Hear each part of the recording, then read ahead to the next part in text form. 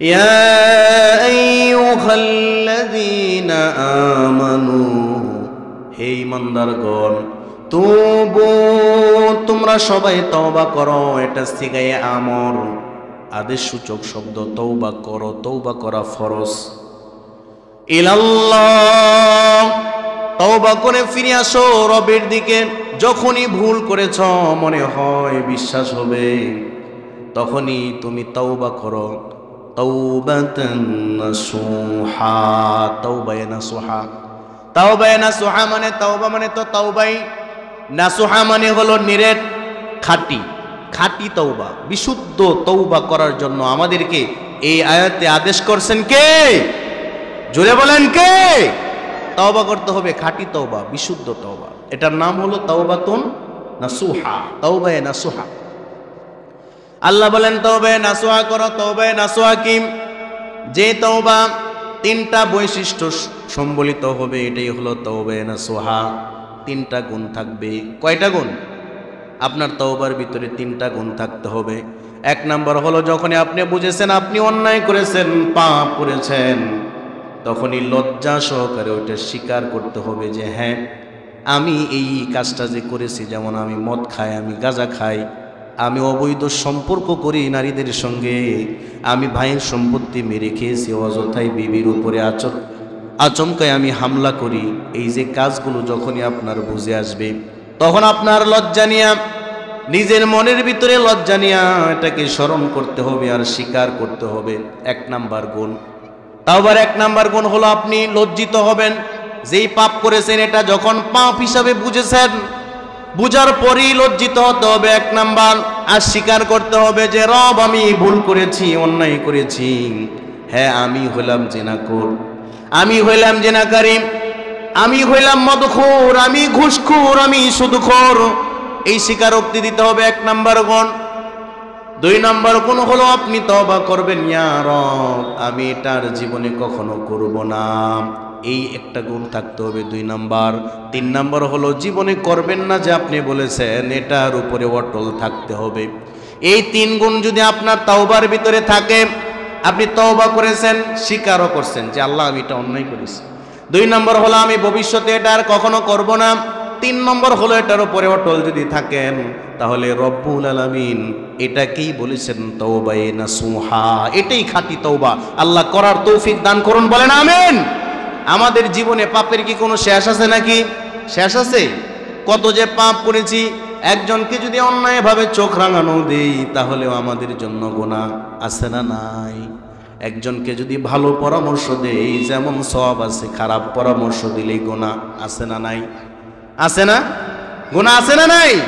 তওবার দরকার আছে। এই তওবা যদি আমরা করি, যখনই বুঝবো পাপ, তাহলে কি ধরনের সওয়াব হবে? আল্লাহ এই আয়াতের ভিতরে বললেন চারটা ফজিলত, চারটা লাভ হবে তওবায়ে নাসুহা যদি করেন, খাঁটি তওবা যদি করেন, যেই পাপ থেকে তওবা করলেন আর জীবনে করবেন না, এভাবে যদি অটল থাকেন। কয়টা লাভ? এই আয়াতের ভিতরে চারটা লাভের কথা আল্লাহ বললেন। এক নাম্বার, আইয়ুকাফিরা আনকুম সাইয়্যাতিকুম। এক নাম্বার হলো তোমাদের যত পাপ আছে, তুমি যখন খাঁটি তওবা করবা আর ওইটা বন্ধ করে দিবা, তখন রব্বুল আলামিন তোমার সমস্ত জীবনের গুনাহগুলো মাফ করে দিবেন। সুবহানাল্লাহ। আর যার আশায় এত কষ্ট করে এখানে মাহফিলে আসছো, দুই নাম্বার লাভ হলো আসা রব্বুকুম আইয়ুকাফিরা আনকুম সাইয়্যাতিকুম ওয়া ইউদখিলাকুম জান্নাত।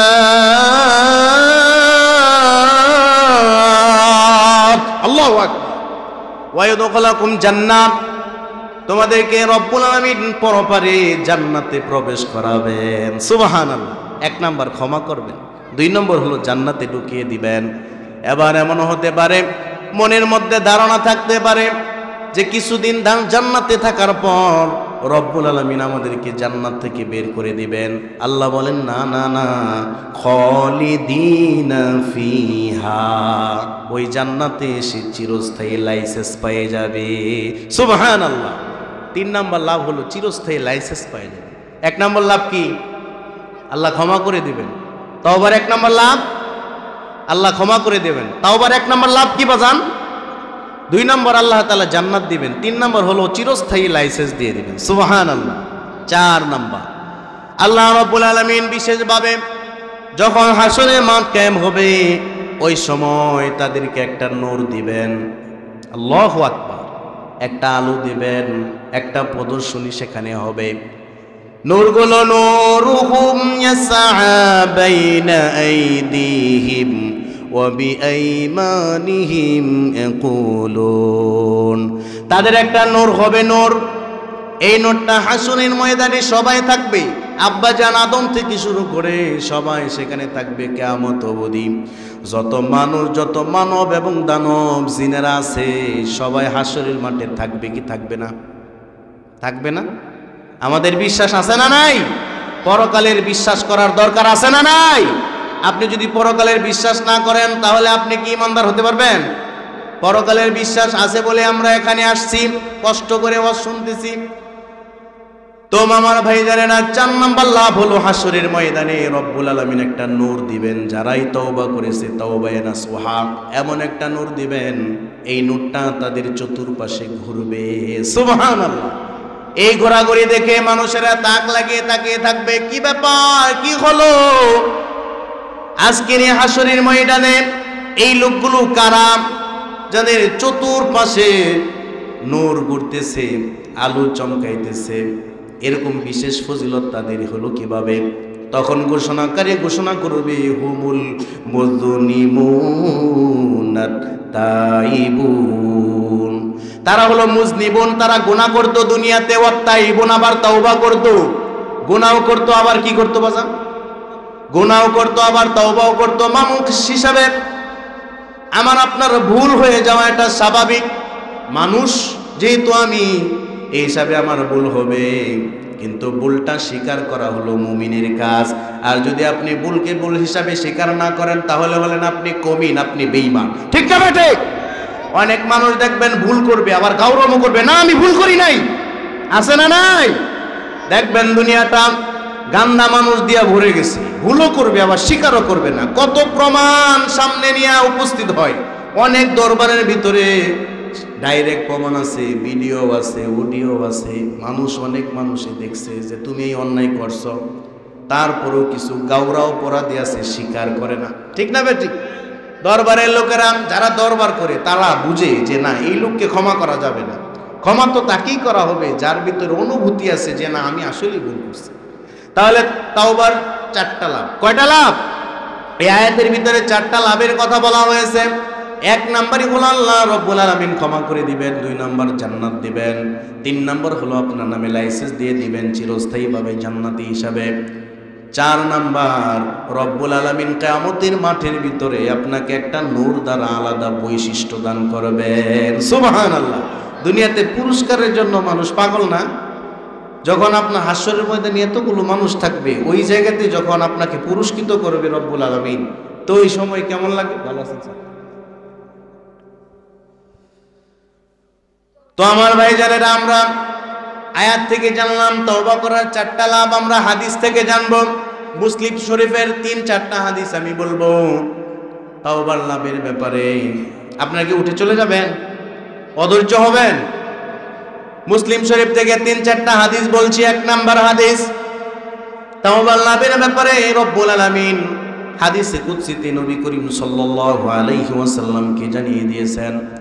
মুসলিম শরীফ 6845 নং হাদিস, 6845 নং হাদিস। এই হাদিসটি হযরত আবু হুরায়রা বর্ণনা করেছেন। এটা হাদিসে কুদসি।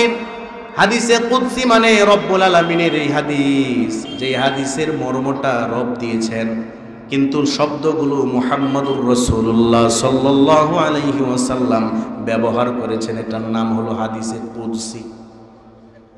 عن أبي هريرة رضي الله تعالى عنه عن النبي صلى الله عليه وسلم أنه قال হযরত আবু হুরায়রা রাদিয়াল্লাহু তাআলা আনহু বলেন, নবী করিম সাল্লাল্লাহু আলাইহি ওয়াসাল্লাম থেকে তিনি সনদ দিয়ে বলেন, নবীজি বলেছেন, قال الله عز وجل, আল্লাহ রাব্বুল আলামিন আমাকে জানিয়েছেন, আমার কাছে ইরশাদ করেছেন তোমাদেরকে জানিয়ে দেওয়ার জন্য।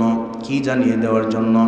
আনা ইনদা যন্নি আবদি বি। 1 নাম্বার আমি আল্লাহর প্রতি আমার বান্দার যেমন ধারণা, ওই বান্দার সঙ্গে আমি তেমনই আচরণ করি। এখানে লক্ষ্য করবেন, এটার অর্থ কি? এটার অর্থ হলো আল্লাহকে যে রহমান রহিম হিসাবে জানে, যে আল্লাহ ওনাকে দয়া করবে, এই আশা যার ভিতরে আছে আল্লাহ রাব্বুল আলামিন তাকে দয়া করেন। বলেন না সুবহানাল্লাহ। যার ভিতরে এই আশা আছে যে আল্লাহ আমাকে ক্ষমা করবেন, আল্লাহ রাব্বুল আলামিন তাকে গফফার আর গফুর নামের উসিলা করিয়া ক্ষমা করে দেন। অনেক মানুষের আশা আল্লাহ আমাকে ভালো করে দুনিয়াতে চালাবেন, বড় লোকি স্টাইলে, ভালো মর্যাদা সম্পন্ন বংশীয় মর্যাদা নিয়ে আমি দুনিয়ায় বেঁচে থাকবো। আল্লাহ তাকেও বংশীয় মর্যাদা নিয়ে বেঁচে থাকার সুযোগ করে দেন। বলেন সুবহানাল্লাহ। আবার দেখবেন দুলনার ফকির, ওই যে দেখবেন জুলনার ফকির, যদি সে বড় লোক হয়ে যায়, তার ফকিরি স্বভাব আল্লাহর কাছে এরকমই তার আশা, যে আমি সারা জীবনেও এই চাওয়া পাওয়া এটা আমি ছাড়তে পারবো না, আমি নিজেও ভিক্ষা করে খাবো। আমি যদি কোটিপতি হই, ঢাকা শহরে 3টা বাড়িও করি, তারপরে এই ভিক্ষা বৃত্তি এটা আমি ছাড়বো না। আমার ছেলেকে বলে যাব যে কিভাবে ভিক্ষা করতে হবে, এই প্র্যাকটিস দেখাই দেবো। আল্লাহ তাআলা বলেন ওই ভিখারির ভিক্ষা সারা জীবন ভরাই থাকবে। সে যতদিন পর্যন্ত আল্লাহর প্রতি ভালো ধারণা রাখবে, ততদিন পর্যন্ত ভিখারির ভিক্ষাগিরি এটা ছুটবে না। বলেন না সুবহানাল্লাহ। তাহলে আল্লাহর প্রতি ভালো ধারণা রাখতে হবে, আশা রাখতে হবে, আল্লাহ আমাকে ইনশাআল্লাহ ক্ষমা করবেন। বলেন না ইনশাআল্লাহ। আল্লাহ আমাদের সবাইকে ক্ষমা করে দেন, বলেন আমিন। তাহলে 1 নম্বর হলো আল্লাহ বলছেন আল্লাহর প্রতি আপনার যেমন ধারণা আল্লাহ তেমনই আচরণ করবেন আপনার সঙ্গে। আপনার আশা থাকতে হবে আল্লাহ আমাকে দুনিয়াতেও সুখ দান করবেন, আখিরাতেও সুখ দান করবেন। শুধু দুনিয়া দিবেন আখিরাত নয় এমন না। মুমিন যে সে দুনিয়াও যাবে আবার আখিরাতও যাবে। যারা বেঈমান তারা শুধু চায় হলো দুনিয়া, তারা শুধু দুনিয়া চায়। আর আমরা দুনিয়াও চাই, আখিরাতও চাই। আমরা এটা মনে করি না যে আল্লাহ গরিব। আল্লাহ কি গরিব? আল্লাহ আমাকে দুনিয়া দিতে পারে না, আবার আখিরাতেও দিতে পারে না। সব জায়গায় পারেন যিনি, তার নাম কি? সব কিছু দিতে পারেন যিনি, তার নাম কি? ওই আল্লাহর কাছে চাইবো অনেক বড় আশা নিয়ে। আল্লাহ এটাই এখানে বলছেন, আনা ইনদা যুন্নি আবদি বি। আমার যেই বান্দা আমার প্রতি যেমন ধারণা রাখে, যেমন পাওয়ার ধারণা রাখে, আমি রব্বুল আলামিন তাকে দান করে দে। সুবহানাল্লাহ। আজ থেকে আশা রাখবেন, যার সন্তান নাই আশা রাখবেন, বাবার দরবারে না দৌড়াইয়া আল্লাহর কাছে আশা রাখবেন, সেজদা করে কাঁদবেন, আল্লাহ আমার সন্তান নাই, আমাদের সন্তান নাই।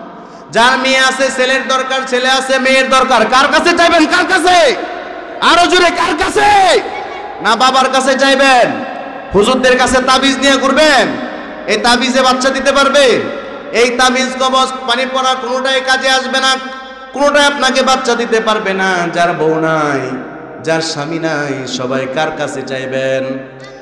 ভালো আদর্শ সন্তান নাই, ঘুরে কার কাছে চাইবেন?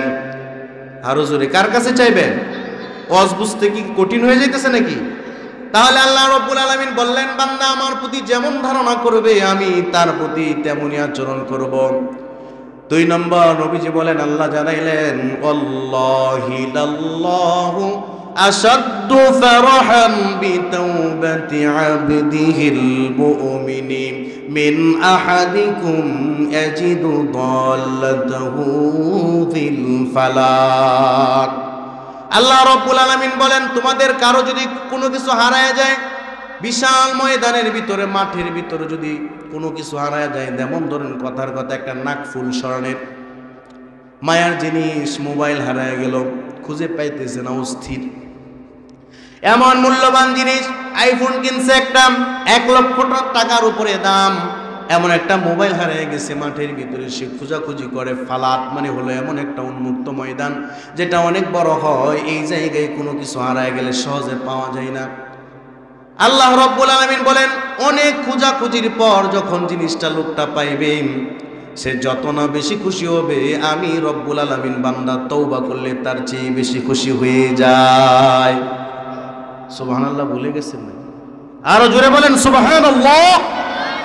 তাহলে তওবার লাভ আছে না নাই? এরপরে আল্লাহ আশ্বাস দিলেন ওমান তাকাররাবা ইলাইয়া শিবরান তাকাররাবতু ইলাইহি যিরাআ। কোন বান্দা যদি আমাকে পাওয়ার জন্য 1 বিঘত পরিমাণ চেষ্টা করে, তাকাররাবা ইলাইয়া শিবরান, 1 বিঘা পরিমাণ চেষ্টা করছে, তাকাররাবতু ইলাইহি যিরাআন, ওই বান্দার দিকে আমি রহমত এবং ক্ষমা নিয়ে 1 হাত পরিমাণ আগায়া যায়। সুবহানাল্লাহ বলবেন না? ওয়ামান তাকাররাবা ইলাইয়া যিরাআন, আর আমার কোনো বান্দা যদি আমার দিকে এক হাত পরিমাণ আগায় আসে, আমার রহমতের আশায় চেষ্টা করে, নামাজ পড়ে জিকির আজকার করে, তাসবিহ তাহলিল পড়ে, কোরআন শরীফ তেলাওয়াত করে, এগুলো করে যদি এক হাত পরিমাণ কথার কথা আগায় আসার জন্য চেষ্টা করে, আমি রব্বুল আলামিন ক্ষমার ভান্ডার নিয়া, রহমতের ভান্ডার নিয়া ওই বান্দার দিকে 2 হাত পরিমাণ আগায়া যায়। সুবহানাল্লাহ। তাকাররাবতু ইলাইহি বাআন, বাআন মানে গজ, গজ মানে 1 গজ সমান সমান 2 হাত। আল্লাহ বলেন শুধু তাই নয়, ওমান আতানি ইয়ামশি আতাইতুহু হারবিলু, আমার কোন বান্দা যদি আমাকে পাওয়ার জন্য হেঁটে হেঁটে আসে, আমি রব্বুল আলামিন তার কাছে ধরা দেওয়ার জন্য রহমত নিয়া দৌড়ে দৌড়ে আগায়া যায়। আরো জোরে সুবহানাল্লাহ। তাহলে আপনি হেঁটে আসবেন, কথার কথা আল্লাহ আপনার দিকে রহমত নিয়ে দৌড়ে যাবে। এটা কার কথা? আল্লাহর কথা। কার কথা? তাহলে আমরা বুঝলাম তাওবার লাভ। আরো কিছু হাদিস শুনব। এই কিতাবেরই সহিহ মুসলিম শরীফের 6848 নং হাদিস থেকে শুনেন, তাওবার হাদিস। ভালো করে শুনেন, মনোযোগ দিয়ে শুনেন। আল্লাহর নবী সাল্লাল্লাহু আলাইহি ওয়াসাল্লাম বলেন, কোন একটা মানুষ যদি তওবা করে আল্লাহর দিকে ফিরে আসে, আল্লাহ ভোলা কোন মানুষ যদি আল্লাহকে স্মরণ করা শুরু করে, সে যদি নিজে নিজে মনে মনে স্মরণ করে, রব্বুল আলামিন বলেন, মান যাকারনি ফি নাফসিহি যাকারতুহু ফি নাফসি। কোন বান্দা যখন মনে মনে গোপনে গোপনে আমি আল্লাহকে স্মরণ করে, আমি রব্বুল আলামিন মহারব হিসাবে আমার মনে মনে তাকে স্মরণ করি। আল্লাহর মন কত বড়, কি চিন্তা করতে পারছেন? যে মনের ভিতরে ছোট্ট পিপিলিকা থেকে ওই যে মহাকাশ, আরশ, লৌহ কলম সব কিছুর আবদ্ধ রয়েছে, যেই মনের ভিতর, এত বড় বিশাল মনের ভিতর আপনার নামটা রব্বুল আলামিন স্মরণ করবেন। সুবহানাল্লাহ। ওমান যাকারানি ফি মালাইন, যে ব্যক্তি আমাকে কোনো মজলিসের ভিতরে স্মরণ করবে, রব্বুল আলামিন বলেন ফেরেশতাদের বিশাল মজলিসে আমি রব্বুল আলামিন ওই বান্দার কথা আলোচনা করি। সুবহানাল্লাহ। কারবারটা দেখছেন?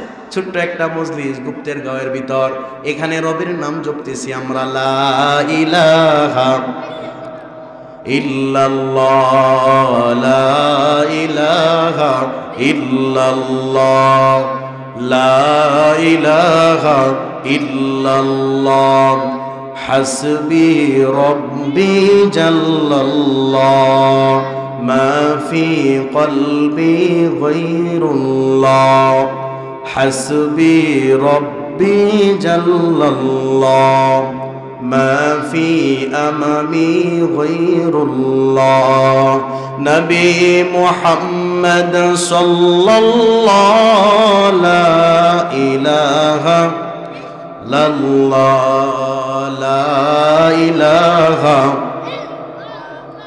লা ইলাহা ইল্লাল্লাহু মুহাম্মাদুর রাসূলুল্লাহ। পড়েন সাল্লাল্লাহু। এই জায়গায় আমরা জিকির করলাম, রব্বুল আলামিন আসমানে ফেরেশতাদের মজলিসে জিকির করতেছেন আমাদের নাম। সুবহানাল্লাহ। তাহলে রবের নাম জপব সব সময়। রাজি আছি ইনশাআল্লাহ? রাজি আছি তো ইনশাআল্লাহ? রবের নাম স্মরণ করব সব সময়, জিকির করব। মনে মনে যদি স্মরণ করি, রব মনে মনে স্মরণ করবেন। মজলিসে স্মরণ করলে রব ফেরেশতাদের মজলিসে স্মরণ করবেন। এরপর নবীজি বললেন, ওয়াল্লাহি লাল্লাহু আশাদ্দু ফারহান বিতাওবাতি আবদিহিল মুমিন মিন রাজুলিন ফি আরদিন দাবিয়াতিন মাহলাকা। এই হাদিসটা বোঝার আগে একটু বুঝতে হবে, এই পৃথিবীর ভিতর এই ছোট্ট মাঠ, এটাই আল্লাহ বানাইছেন না বড় বড় মাঠও আছে? বড় বড় মাঠ নাই?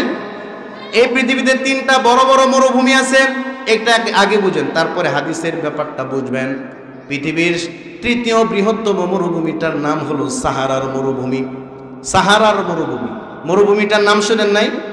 3য় বৃহত্তম মরুভূমির নাম কি? সাহারার মরুভূমি। মরুভূমিটার নাম কি? এই সাহারার মরুভূমি Alaska, Canada, Finland, Greenland, Iceland, Norway, Russia এবং সুইডেন, এই অঞ্চলগুলো নিয়ে 2য় বৃহত্তম মরুভূমি এখানে আছে। আর তৃতীয় বৃহত্তম মরুভূমি হলো আলজেরিয়া, চাদ, মিশর, ইরিত্রিয়া, লিবিয়া, মালি, মৌরিতানিয়া, মরক্কো, নাইজার, সুদান এবং তিউনিসিয়া। এই মোট 11টা দেশের মোট এরিয়া মিলে একটা মরুভূমি আছে, 11টা দেশ ঘেরা আছে। কয়টা দেশ?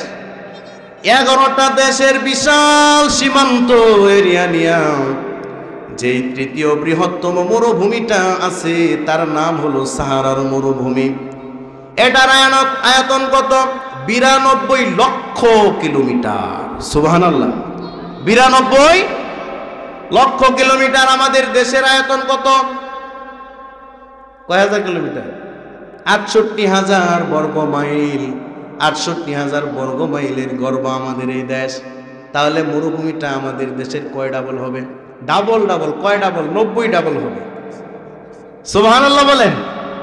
তাহলে সাহারার মরুভূমি লক্ষ্য করে দেখেন, সাহারার মরুভূমি এটা পড়ে আছে, তাও এটা 1 নাম্বার না, পৃথিবীর 3 নাম্বার মরুভূমি। 2 নাম্বার মরুভূমি আগেই নামগুলো বলছি, Alaska, Canada, Finland, Greenland, Iceland, Norway, Russia এবং সুইডেন।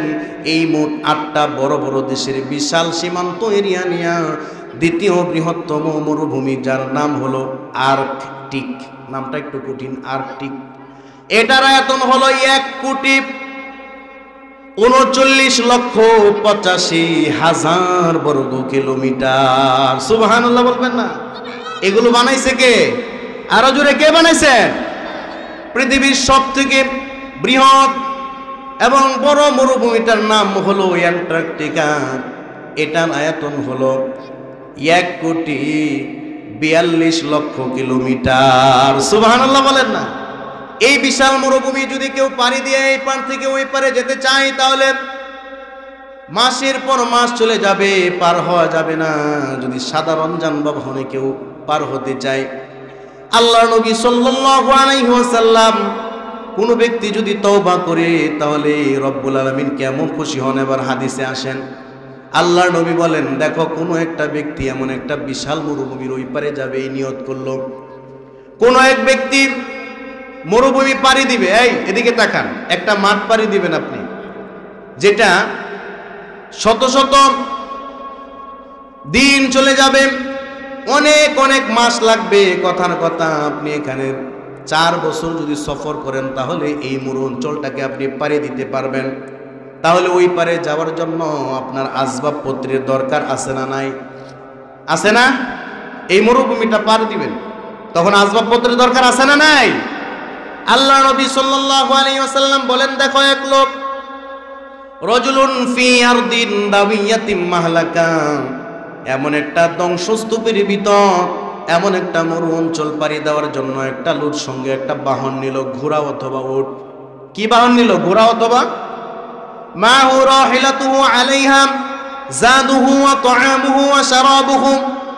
ওই লোকটা ওই পারে যেহেতু দীর্ঘ সময় সফর করে পার হবে, তাই তার সঙ্গে কিছু খাবার নিল, একটা ঘোড়া নিল, কিছু খাবার নিল, পোশাক পরিচ্ছদ কিছু নিল, আবার কিছু পানীয় নিল, পান করার জন্য কিছু পানি নিল, সঙ্গে নিয়ে সফর করা আরম্ভ করেছে। সারাদিন সফর করে আর রাত্র হইলে ঘুমায়, আবার মাঝে মধ্যে দিনের বেলায় ঘুমায়। ভালোভাবে লক্ষ্য করবেন হাদিসের শব্দ। আল্লাহ নবী বলেন, লোকটার অভ্যাস হলো মাঝে মধ্যেই ওই বাহনের উপরে এই সকল জিনিস, তার সঙ্গে যেগুলো আছে আসবাবপত্র, গাট্টি গুট্টি, এগুলো ওই ঘোড়াটার পিঠের উপর রেখেই লোকটা মাঝে মধ্যে ঘুমিয়ে যায়, যদি স্বল্প সময়ের ঘুম থাকে, বারবার নামান না। আল্লাহ নবী বলেন, লক্ষ্য করো ভালো করে, এই লোকটা একবার ঘুমাইল, ফানামা ফাস্তাইকাযা, ঘুম থেকে উঠলো, উঠে অবাক কাণ্ড, তার সহায় সম্বলগুলো নিয়ে কদ জাহাবাত, তার যে বাহনটা ঘোড়া আছে ওইটা হারায় গেছে।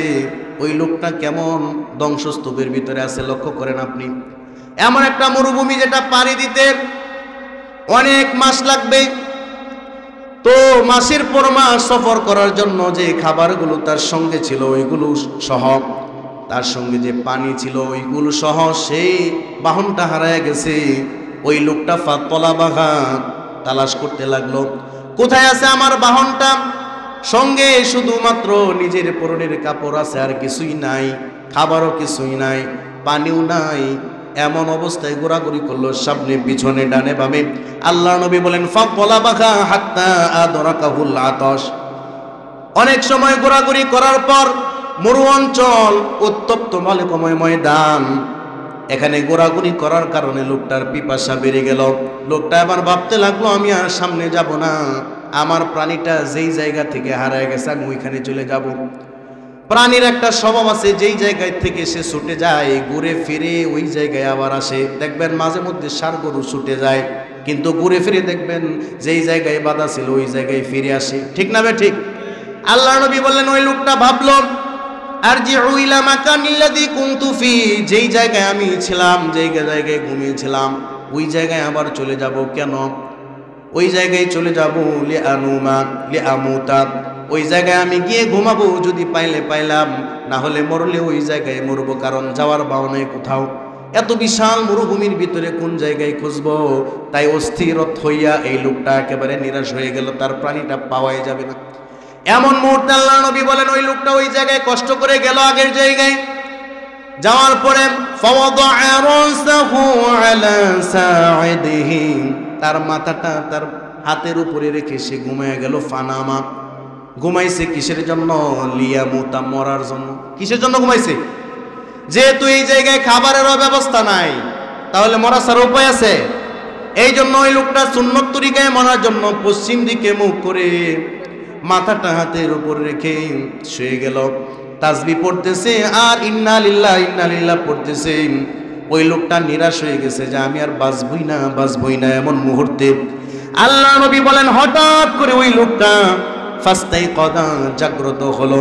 কেন জাগ্রত হয়েছে? শুনতে পাইছে ঘোড়াটার টকটক টকটক আওয়াজ। সুবহানাল্লাহ। আল্লাহ নবী বলেন হঠাৎ এই লোকটা মৃত্যু মুখে পতিত হয়ে, হঠাৎ যখন তার এই ঘোড়াটা পেয়ে গেল, রাহিলাতুহু আলাইহা যাদুহু ওয়া তা'আমুহু ওয়া শারাবুহু লাল্লাহু আশাদ্দু ফারহান বিতাওবাতিহি মিন হাযা। আল্লাহ নবী বলেন দেখো এই লোকটা মৃত্যু মুখে পতিত হয়ে তার ঘোড়া সহ খাবার দাবার সহ সেগুলো পেয়ে ফেরত পেয়ে সে যত না বেশি খুশি হয়েছে, রব্বুল আলামিন তার চেয়ে কোটি গুণ বেশি খুশি হয় যখন কোনো বান্দা গুনাহের রাজ্যের ভিতরে হারায়া যায় আর তওবা করে রবের পায়ে ফিরে আসে। সুবহানাল্লাহ। তাহলে আমরা তওবা করব কার জন্য? আরো জোরে বলেন কার জন্য? আল্লাহকে পাওয়ার জন্য তওবা করব। কে কে রাজি আছি? আল্লাহকে হাত তুলে দেখাই। লিল্লাহি তাকবীর। আরো জোরে লিল্লাহি তাকবীর। দিন ইসলাম, দিন ইসলাম।